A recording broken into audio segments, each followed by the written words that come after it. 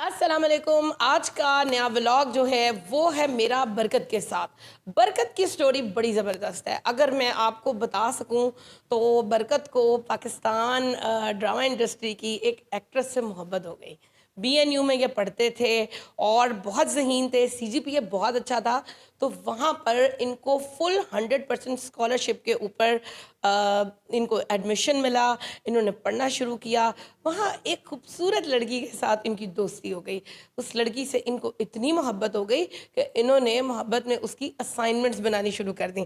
मुझे ये बताएं कि असाइनमेंट्स बनाना आसान काम है कि मुश्किल है? जी, बहुत मुश्किल काम है। कैसे करते थे? अपनी कब बनाते थे, उसकी कब बनाते थे? जी, पहले उसकी बनाता था, फिर अपनी बनाता ना था। करें।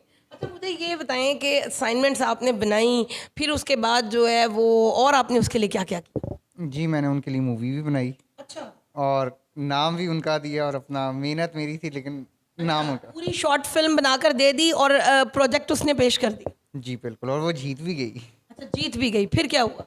फिर कोई नहीं, वो आके मेरे से लिपट गई। खुशी ना करें। सही बात है। बस आपने कहा कि तो काम हो गया, कुड़ी मान गई। जी, मुझे भी यही लगा था। अच्छा, फिर?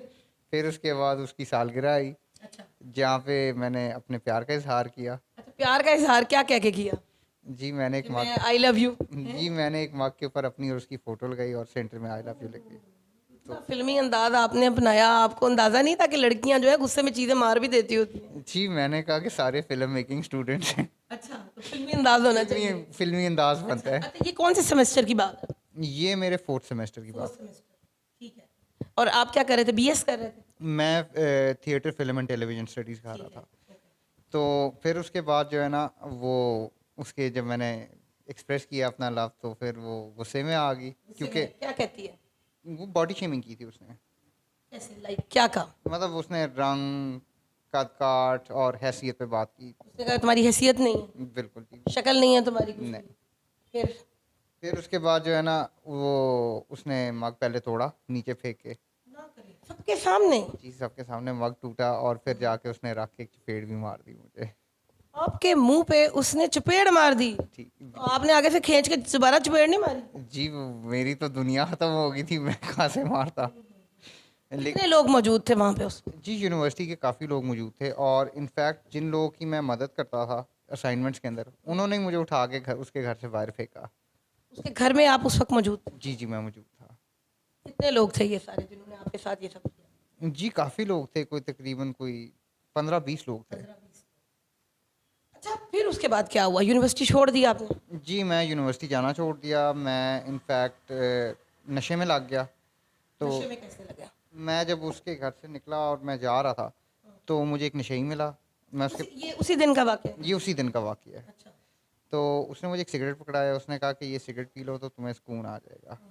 तो वो ये बस थोड़ी ज़्यादा फिल्मी कहानी नहीं हो गई? जी, वो सुकून है, सुकून ही ऐसा मिला था कि फिर उसके बाद जो है अच्छा, ना। क्या था उसके अंदर ज़रा ये बताएं? भरा हुआ सिगरेट था, क्या चीज़ थी? जी, वो मुझे चरस? चरस तो नहीं कह सकते, वो पाउडर कह सकते हैं आप। ऑर्डर था? ओह!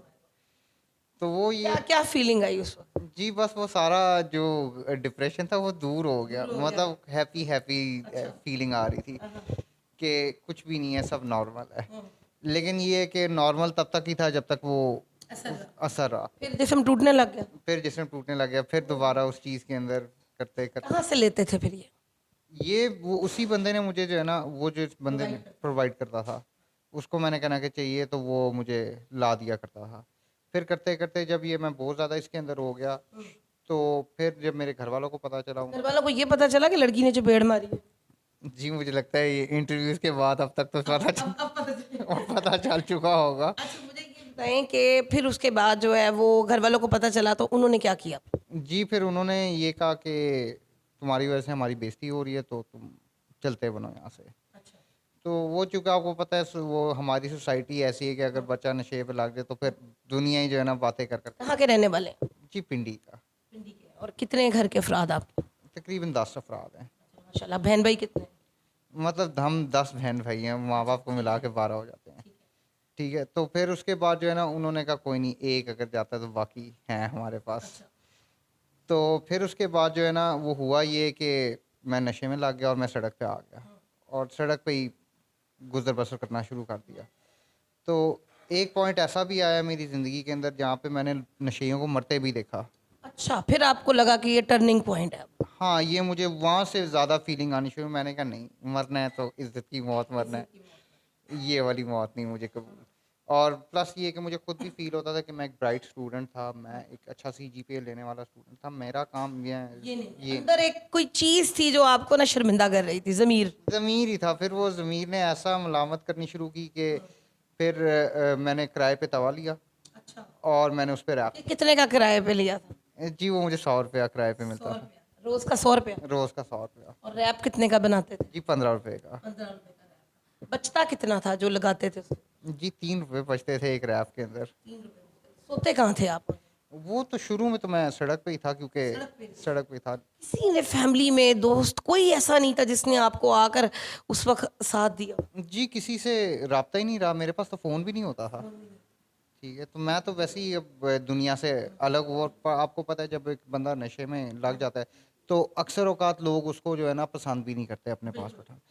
तो शायद मैं उस पॉइंट पे था, और जब मैंने ये रैप्स बनाने शुरू किए, नशे से मैंने पीछे होना शुरू किया। और ऐसा नहीं है कि नशा बहुत आसानी से पीछे हो गया था, होता ये था कि जब भी मुझे वो फील होती थी तो मुझे मेरा जिस्म टूट रहा होता था, मुझे तंगी, और किसी को नशा करते देखते मैं कहता था चलो एक दफ़ा ले लो। कैसे कैसे उस पे किया आपने काबू? उसका मैंने तरीका फिर ये ढूंढा, मैंने कहा कि जब भी जो है ना ये मुझे ऐसी कोई फीलिंग आएगी ना, तो मैंने मेहनत करनी है और मेहनत।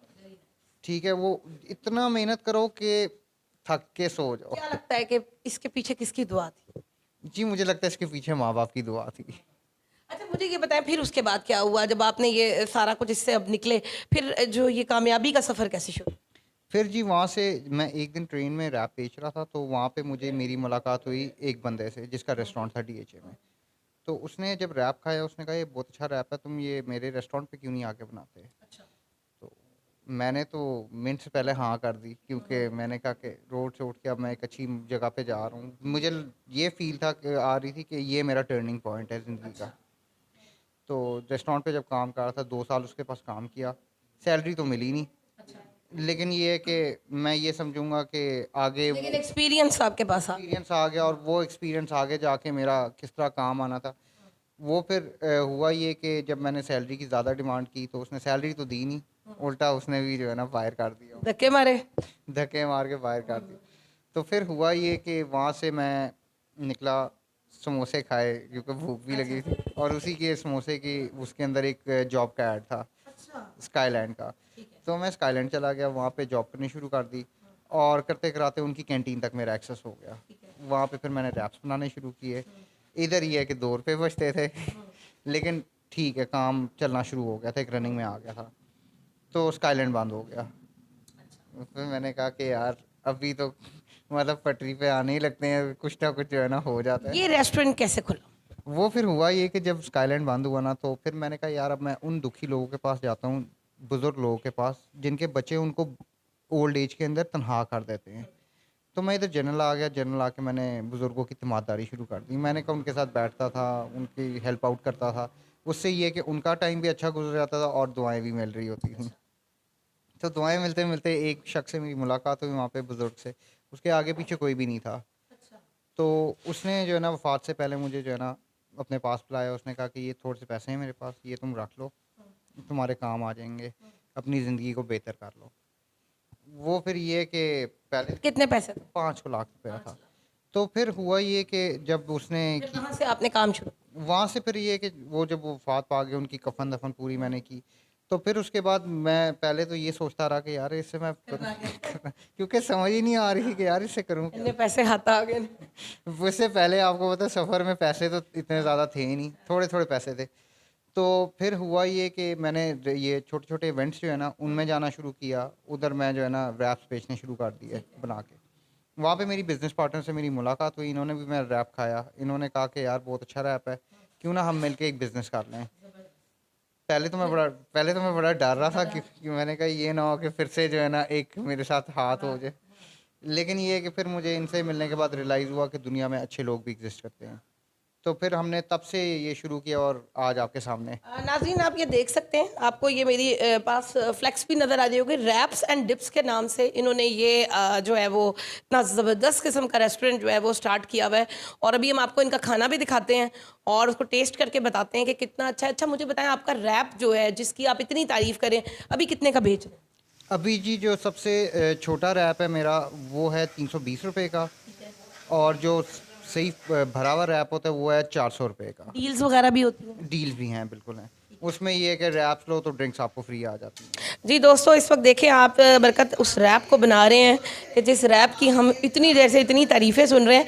और ये आपको नज़र आ रहा होगा कि ये पहले इसकी डो है और डो के ऊपर जो है वो इन्होंने केचप डाली है, इसमें मेयोनीज़ भी है, कुछ मेरे ख्याल में कोई पिज़्ज़ा सॉस वगैरह भी है। और अब ये इसके अंदर प्याज डाल रहे हैं और प्याज भी बहुत बारीक जो है वो कुतरा हुआ है। और साथ ही साथ इसके ऊपर अब हम क्या चीज़ डाल रहे हैं? टमाटर। टमाटर डाल रहे हैं। टमाटर डाल रहे हैं। अच्छा, और ये सब कुछ बड़ा फ्रेश लग रहा है और बड़ा यमी लग रहा है। और मुझे लग रहा है कि इसके बाद मेरे मुंह में जो है वो पानी आने लग गया है। अच्छा जी, ये आ गया अब गोभी आ गई है, कैप्सिकम, और कैप्सिकम के बाद मैं इनके मेरे ख्याल में रास्ते में आ रही हूँ। अच्छा, और इसके अंदर फ्राइज़ भी हैं। वाह, बच्चों को फ्राइज़ बड़े पसंद होते हैं और उनको हर वो चीज़ अच्छी लगती है जिसके अंदर फ्राइज़ मौजूद हों। तो ये आलू के बने हुए कतले जो हैं ये भी हम इसके अंदर जो है वो डाल रहे हैं। और साथ ही साथ देखते हैं कि इसके अंदर हरी चटनी भी है जो कि मेरे ख्याल में धनिया और हरी मिर्च से बनाई गई है। जी जी, ये क्या क्या इसमें डाला है? इसके अंदर धनिया भी डलता है, इसमें हरी मिर्च भी डलती है, इसमें प्याज भी डलता है, और इसमें एक और इंग्रेडिएंट है जिसको स्टार फ्रूट कहते हैं। ठीक है, ज़बरदस्त हो गया। ये इतनी सारी चीज़ें जो हैं इन्होंने डाली हैं। और अब इसके अंदर सॉसेजेस। अच्छा जी, ये सॉसेजेस भी हैं। ये क्या चीज़ है? ये चिकन मीट लोफ है। अच्छा, ये इसमें सॉसेजेस में और इसमें क्या? मुझे तो ये दोनों एक ही जैसे लग रहे हैं। जी दोनों चिकन प्रोडक्ट्स हैं, लेकिन सॉसेज जो है वो इंटेस्टाइन से बनता है और ये जो है ना वो पीसेस में ठीक है जी। अच्छा, ये इन्होंने बड़ी ज़बरदस्त किस्म के जार हैं जिनके अंदर ये इन्होंने बहुत सारे मसाले रखे हुए हैं। और अब ये जो इनका रैप जो है वो तैयार हो रहा है। और आप देखें कि जी रैप कितनी ज़बरदस्त तरीके से तैयार हो रहा है और कितनी महारत से ये इसको पैक कर रहे हैं। और साथ ही अच्छा, ये बात कंप्लीट है।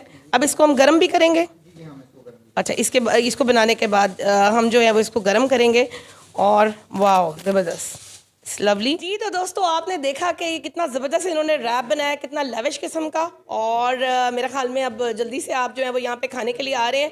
अच्छा, अगर हम इसको यहाँ पर लोग आना चाहें तो कहाँ पर, आप एड्रेस इसका क्या बताएंगे? जी ये पाक अरब के अंदर है। जैसे ही आप पाक अरब में एंटर होंगे अपने राइट साइड पे देखिएगा, आपको रैप्स एंड डिप्स का बोर्ड नज़र आएगा। वैसे इसका एड्रेस है 23A कमर्शियल पाक अरब हाउसिंग सोसाइटी लाहौर। ठीक है। और अगर टेलीफोन नंबर पे लोग आपसे रब्ता करना चाहें तो जी वो हम बल्क ऑर्डर्स भी डील कर रहे हैं। मिनिमम 25 पीसेस का ऑर्डर भी हम डील करते हैं और उसमें हम डिस्काउंट भी देते हैं। ठीक है जी। नाज़रीन, आपको मेरी स्क्रीन के ऊपर जो है वो इनका टेलीफोन नंबर भी नज़र आ जाएगा। अगर आप चाहें तो आप इनसे रब्ता कर सकते हैं। मुझे दीजिए इजाज़त। अल्लाह हाफ़िज़।